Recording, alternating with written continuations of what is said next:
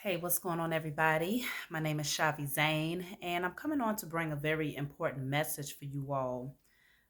So, I want to speak to you all in regards to one of the most horrendous acts that has ever been performed in the history of just as far back as we can remember, as generations, for many generations back, okay? One of the most torturous, horrendous things that has been revealed to me today. Not saying that I didn't see it before, but the way that it was shown to me today, I had to face myself. I had to, destroy, do a declaration on behalf of myself and my ancestors, as well as my offspring. So let's get right into it. I want to start off by telling you all about a specific person. I won't mention any names just yet, but there was a man, really good man, and he did a lot of great things for people, okay? And because of who he was and because of the light that he had, he ended up being murdered. He was murdered.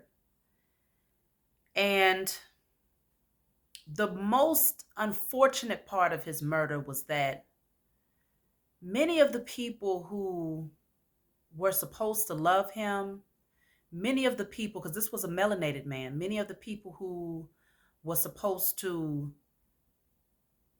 be a part of his lineage, a part of his family, even whether it was blood or otherwise, many people who were supposed to honor him for what he did ended up becoming an accomplice to his murder.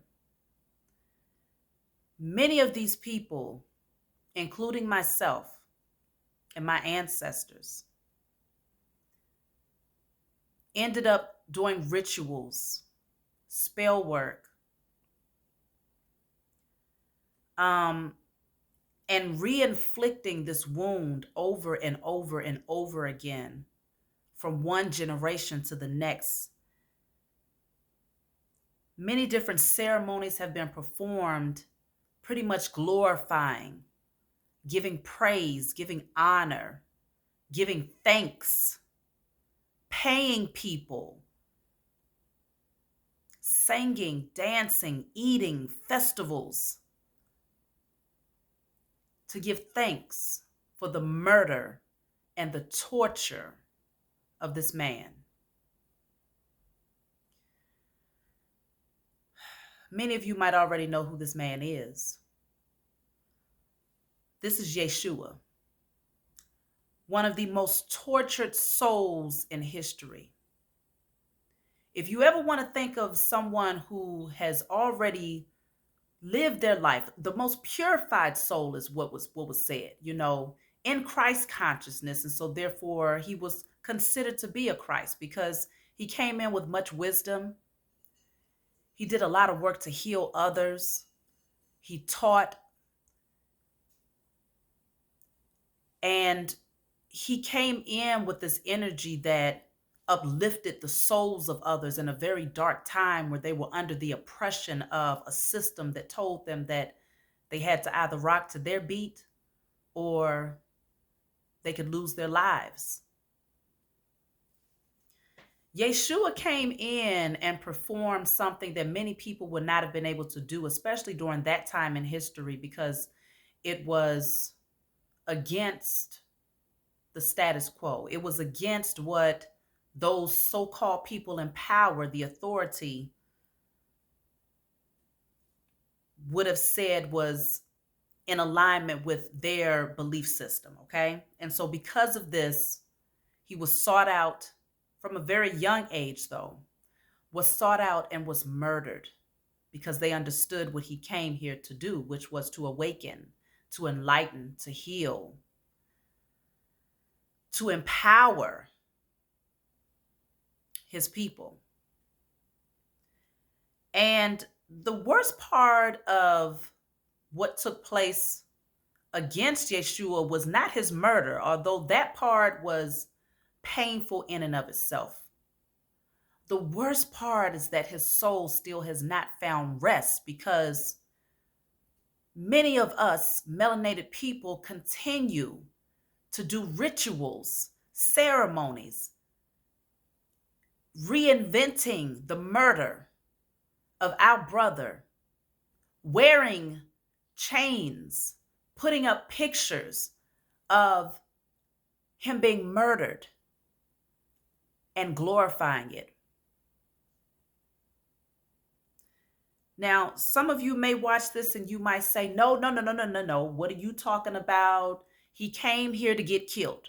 That's what he was supposed to do. He was supposed to get murdered. They were supposed to sacrifice him. Don't you understand? It was to absolve us of our sins. That's what he was supposed to do. So of course I'm going to give praise. Of course I'm going to clap and sing and dance for his murder, because that makes sure that I am no longer in sin. Even though, yeah, I wake up every day and I commit sin, but I'm good. I'm good because I acknowledge and I support the murder of Yeshua. So because of this, I'm safe and I'm righteous. The man has never found rest. And this has been one of the biggest scandals that the enemy could have ever created against our people.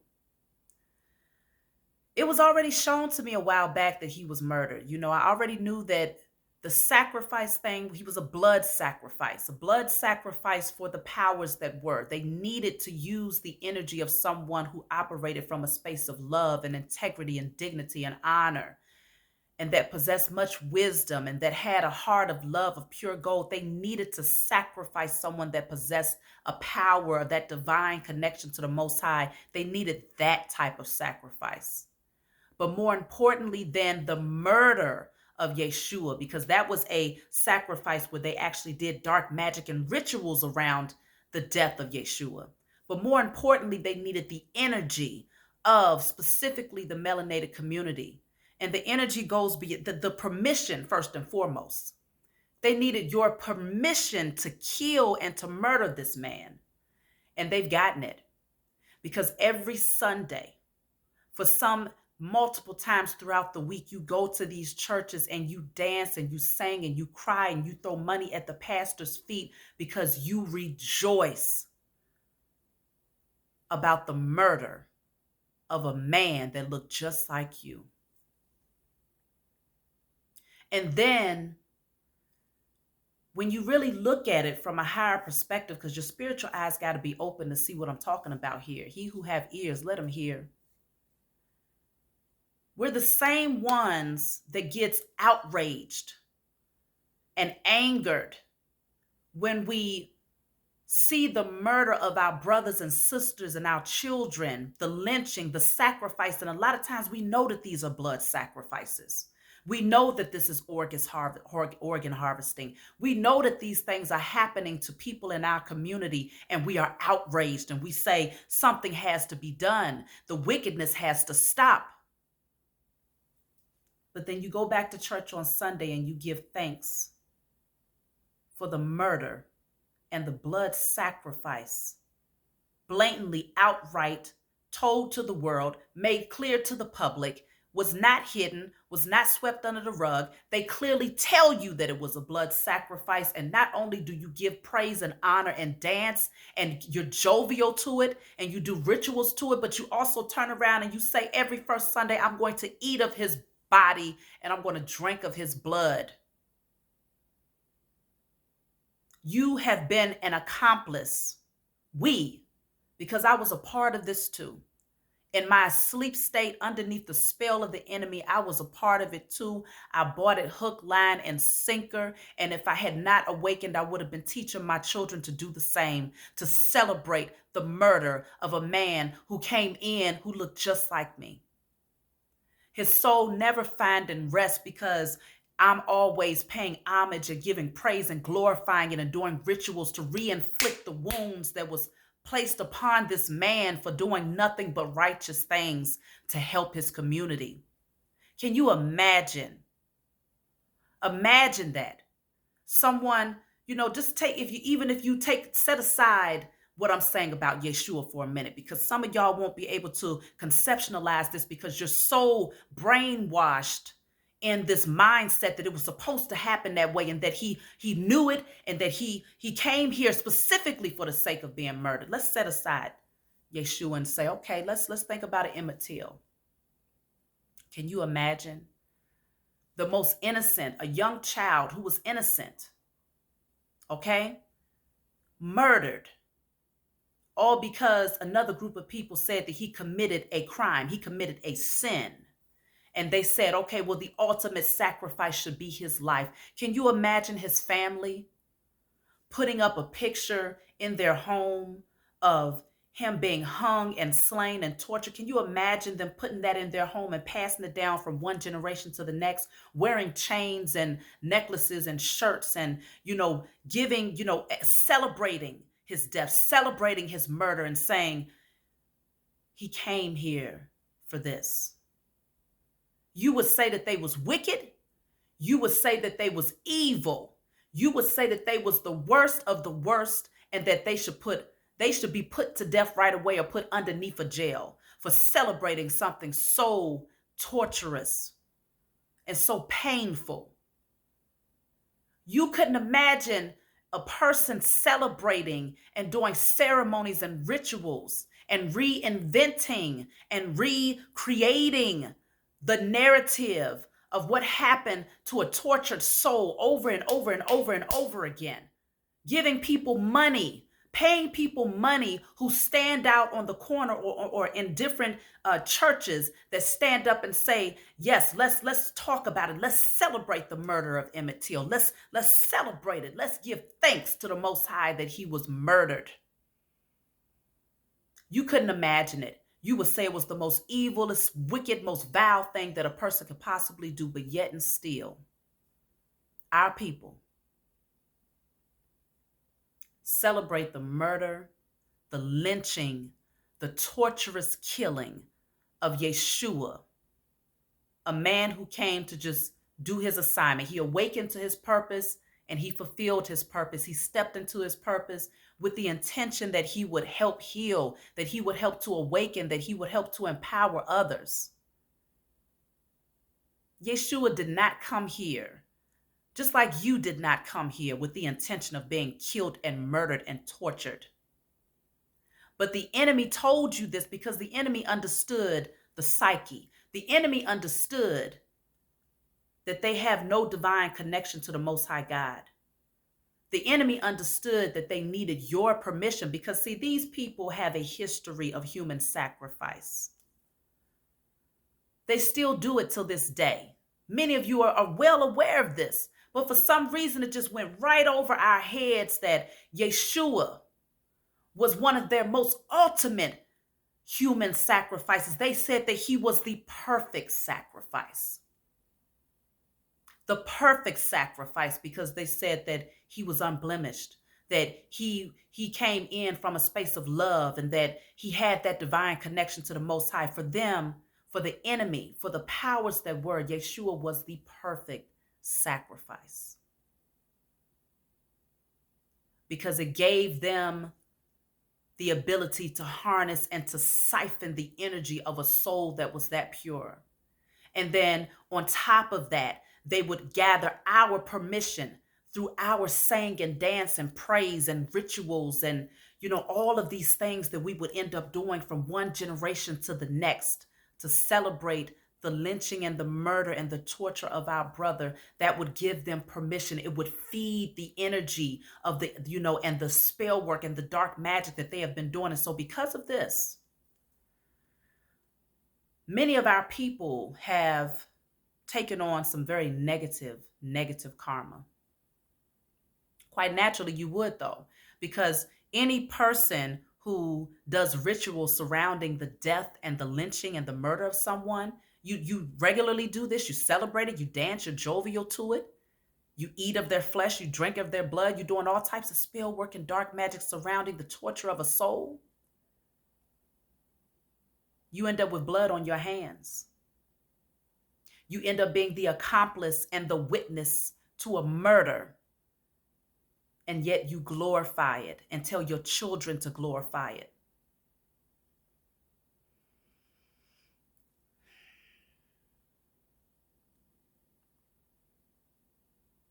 Many of the spell work and the dark magic that has worked against us, I've told you all, it was already shown to me that the curses in Deuteronomy was definitely dark magic and spell work that was done over our people by the enemy, not by the Most High God, but by the enemy, okay?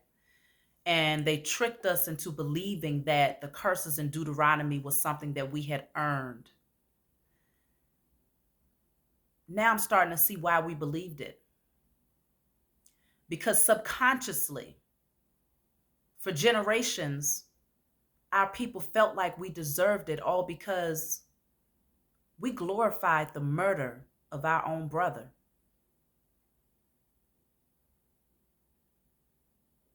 We gave gifts to one another to celebrate the murder of our own brother. We cooked meals to celebrate the murder of our own brother. We never allowed Yeshua's soul to find rest.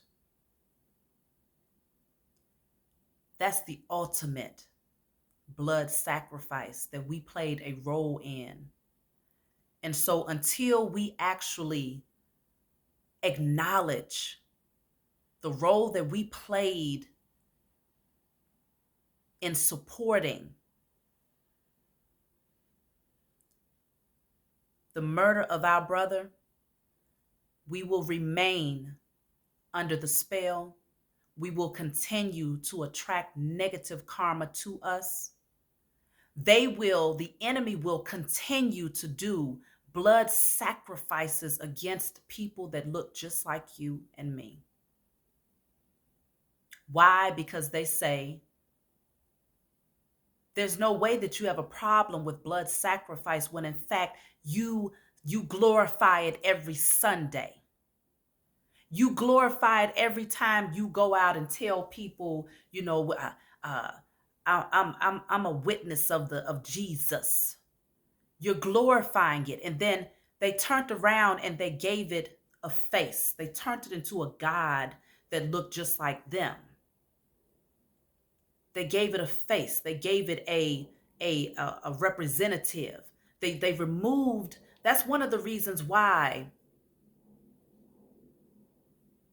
That's one of the reasons why they wanted you to forget that Yeshua looked just like you. Because at some point, you would put two and two together and see that, hold on, this is a melanated man that was murdered. That wasn't right. Because they was going to continue, as they have done, to sacrifice and to kill melanated men, women, and children for generations to come. And at some point you will wake up and say, but this looks all too familiar. This feels all too familiar. They did this to my brother Yeshua. So no, I'm not going to sacrifice. I'm not going to glorify this. I'm not going to give praise to this. I'm not going to celebrate this. I'm not going to do these rituals surrounding this and pretend that I'm doing this death and rebirth through baptism and all of these different things and throw money at my pastor's feet to celebrate what he is teaching about what was done against my brother. I will not. You would have woken up too soon had they shown you that Yeshua was a melanated man that was killed, murdered, lynched, a straight public blood sacrifice that was done. That's why they had to change his image. Because it would be easier for you to receive it subconsciously because you understood that your oppressor is the European. Your oppressor looks like the European. Now, of course, I'm not saying that every single European is bad. We're not even about to go there. Let's stay to the topic at hand here, because some of y'all are going to take this the wrong way, but it doesn't even matter because I'm not here to coddle. I tell y'all this all the time. They had to change the face. They had to change the image to make Jesus look just like the oppressor. That way you would be more readily, you would more readily sacrifice and you would more readily celebrate and dance and glorify the sacrifice, the murder. And you would be able to stay asleep and under the spell that much longer. Because somewhere subconsciously you felt like it was right. Oh, yes, it's right that he was killed because he was a white man. It's right that he was killed and that he was murdered. Because subconsciously you want vindication for your people, for your ancestors, for your lineage who was killed, murdered, and lynched by the European man. This is why they did not allow you to remember that Yeshua was in fact a melanated man. So now the question is, what do we do about this? Before I came on camera, I was guided to first do what I needed to do for myself and my lineage to clear this energy. It's time that we allow Yeshua's soul to finally have rest and to acknowledge what happened to Yeshua.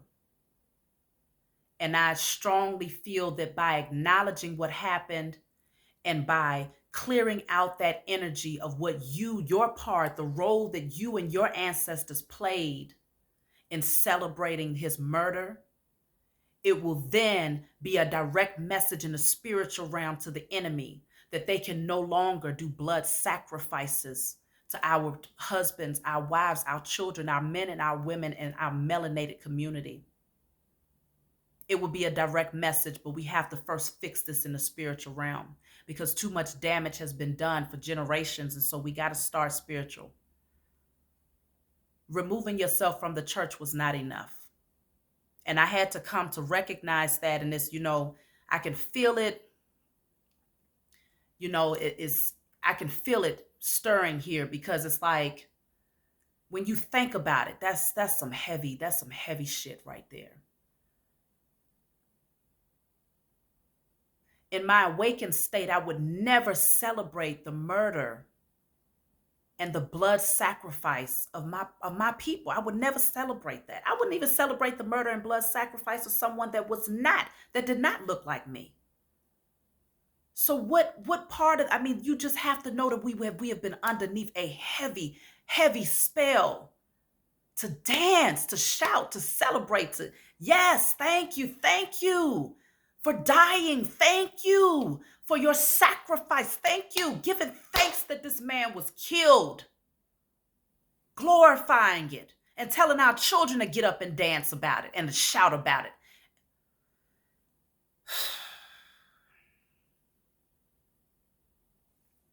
For those of you who receive this message that really understand where I'm coming from, that have truly awakened and that see this with your spiritual eyes, I'm going to give you a declaration that needs to be done. You want to write this on paper.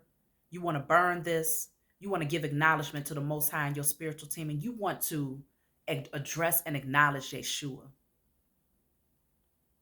And let him know that you're asking for his forgiveness for the role that you played in the torture of his soul. You also want to get you a white candle because there's something that you're going to be writing on the white candle. You want to get a white candle in glass, generally more like a 7-day candle, and you're going to get a permanent marker and write on the glass. So I'll tell you what to do for both. If this is something that you feel drawn to do, I know that there's other spiritual warriors out there that will do this with me, but this is very, very important. I've never felt like this about any other message that I've brought forward. The curses in Deuteronomy was pretty, that was pretty deep in and of itself to be shown that. But this right here, this right here cuts deep because it just didn't even dawn on me what role I played in celebrating his demise until now. So you're going to write on a paper, you're going to say, I declare and decree that all rituals, praise, celebration, honor, prayers, tithes, ceremonies, communions, and all wicked rituals done to glorify the murder of Yeshua. Yes, this is a run-on sentence. I don't care. The murder of Yeshua performed by myself, my ancestors, and offspring, is now destroyed, now and forevermore, in spirit and in flesh. You're going to burn this. You're going to write this down and burn it. So I'm going to say it one more time. For those of you who end up putting it in the comments below, shout out to y'all, because I really do appreciate you all for that.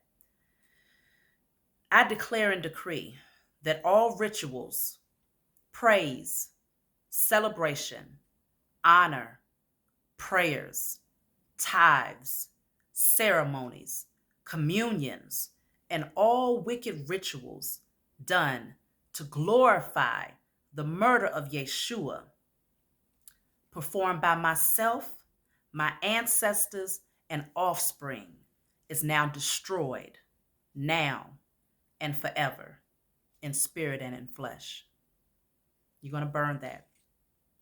Then you're going to get you a white candle and glass, and you're going to get you a permanent marker and write on the glass of that candle: let the highest form of righteous judgment be served upon the heads of the enemy of Yeshua. Let justice prevail on his behalf. Let his soul rest in peace, in spirit and in flesh. I'm going to say it again. On a white candle, the glass of a white candle, you're going to write with a permanent marker: let the highest form of righteous judgment be served upon the heads of the enemy of Yeshua. Let justice prevail on his behalf. Let his soul rest in peace, in spirit and in flesh. And you're going to let that candle burn through in a safe place. This message is very important. You know, it's been about 4 days since I've done a message, and sometimes, you know, the Most High and my spiritual team, they just make me be silent for a while, because, you know, I've been doing like interviews or whatnot and readings, but I knew it was something that I needed to speak, but I just didn't know what it was. And literally today, like not maybe even 30 minutes before I turned on this camera, was when this message was revealed to me. Not everybody is going to receive it, but for those of you that do, this is very, very powerful, and it's very, very necessary. So I love you all. I look forward to hearing from you. If you want a private reading, you know what to do. You know to email me. If you want to donate to my channel, you may donate to my Cash App. I'll leave that in the description box. And please be sure to like and subscribe to my channel so we can get this message out there. North, south, east, and west. Spread it far and wide for those of you who hear what I'm saying and you feel it in your heart. You know it to be true. Like this message so that it can be spread around, because, you know, these things, they don't put these types of messages in the algorithm, because this is tearing down a structure. For those of you that are spiritual warriors out there, you know what this is. You know what it means. And I know that this message has awakened something within you, and that you will carry out the assignment to vindicate the soul of Yeshua and to finally allow him to have his rest. So I love you all, and I'll talk to you all next time.